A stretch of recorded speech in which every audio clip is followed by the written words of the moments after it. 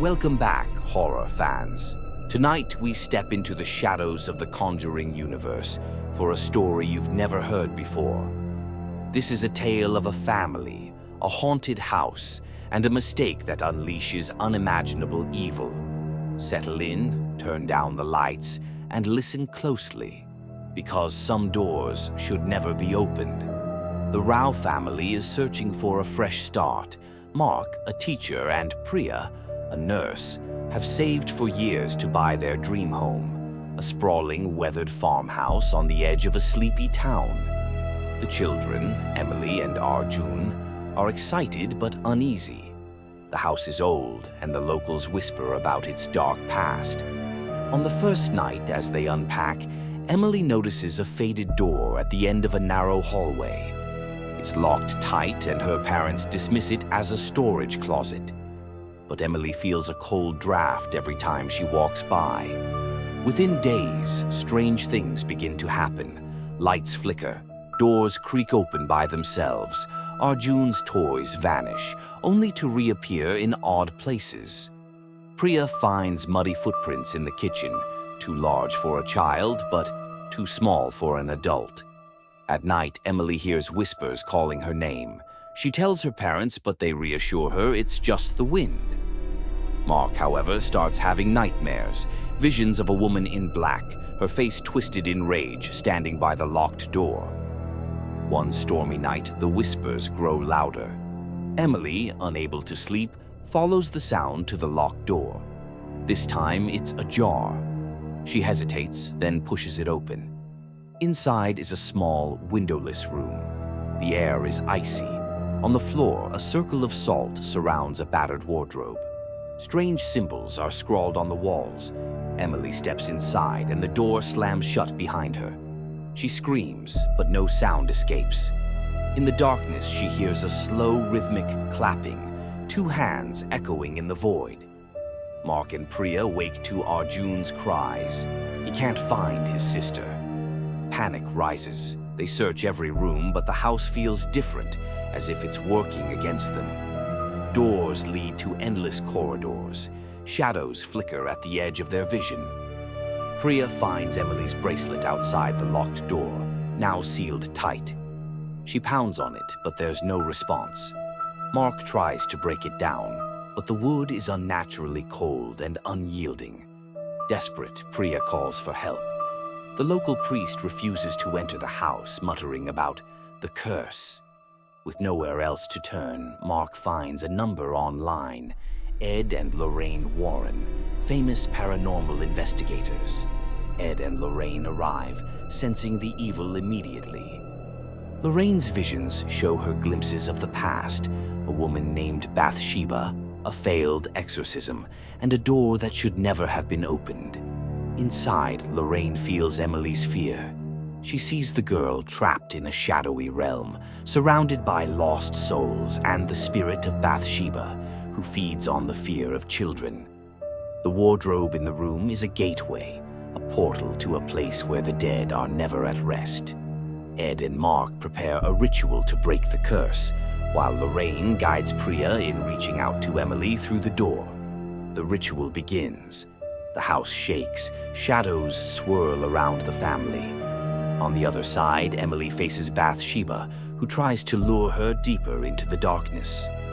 Lorraine calls out, urging Emily to remember her family's love. Emily clings to a memory, her mother's lullaby. She begins to sing, her voice breaking through the barrier.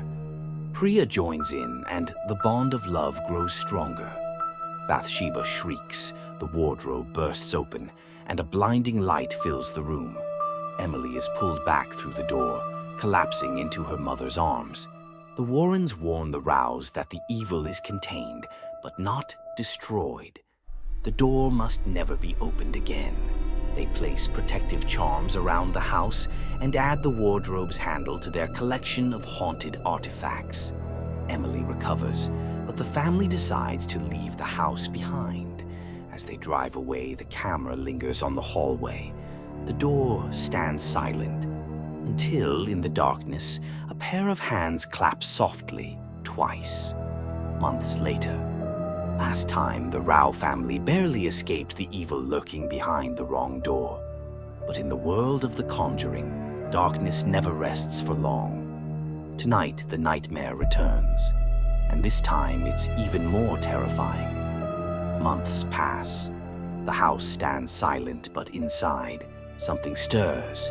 The protective symbols on the door begin to fade, as if scrubbed away by invisible hands. At midnight, the door rattles violently. From beneath, a black mist seeps out, snaking across the floor. A new family, the Patels, has bought the property, unaware of its history. On their first night, their teenage son, Vikram, is drawn to the sealed door by a strange, echoing clap. He feels compelled to touch the handle. The moment he does, a chill runs through the house, and the evil is unleashed once again. The Patels experience horrifying phenomena. Mirrors fog up with the words, "Let me out." Doors slam shut, trapping family members in rooms for hours. At night, they hear the unmistakable sound of children laughing and hands clapping in the darkness. Vikram is plagued by nightmares of a woman with hollow eyes, her mouth stitched shut, standing just beyond the wrong door. He wakes up with bruises shaped like handprints around his wrists. The curse is no longer contained. The black mist seeps into the village, infecting anyone who comes near the farmhouse. People report seeing a tall, shadowy figure with elongated arms wandering the fields at night. A local priest attempts to bless the property but is found unconscious, muttering about the door between worlds and the thing that claps. Lorraine senses that the evil has grown stronger, no longer just Bathsheba, but something older, a demon that feeds on fear and despair. The wrong door is now a portal, and the boundary between the living and the dead is crumbling. The Warrens gather the Patels and the village priest for a desperate ritual. They must reseal the door before the demon can fully cross over. As the ritual begins, the demon attacks, possessing Vikram and forcing him to open the door wide. The room fills with shrieking spirits, victims of the house's long, cursed history. The clapping grows louder, faster, echoing through every room. Lorraine is pulled into a vision. She sees the origin of the evil, a secret society in the 1800s who summoned the demon through a blood ritual, binding it to the door. The only way to stop it is to sacrifice something precious. Ed offers his own life, but the demon demands the innocence of a child. Lorraine realizes the only way to trick the demon is to use the love of the families, both Rao and Patel, united in selflessness. The demon manifests, a towering shadow with dozens of hands, each clapping in a terrifying rhythm. Vikram, still partially possessed, tries to attack his own family. Emily, watching from the crowd, bravely steps forward and sings the lullaby that once saved her. The song weakens the demon. The family's love creates a blinding light, forcing the demon back toward the door. Lorraine, using the last of her psychic strength, seals the door with a new symbol, one made from the joined hands of all those present.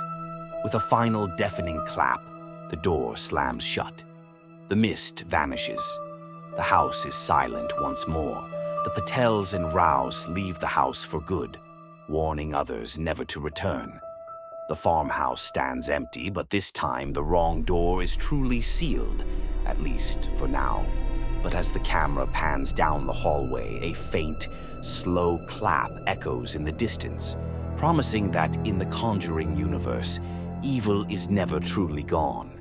If you enjoyed this chilling tale from the Conjuring Universe, don't forget to subscribe for more haunted stories. And remember, in some houses, the scariest thing you can do is open the wrong door.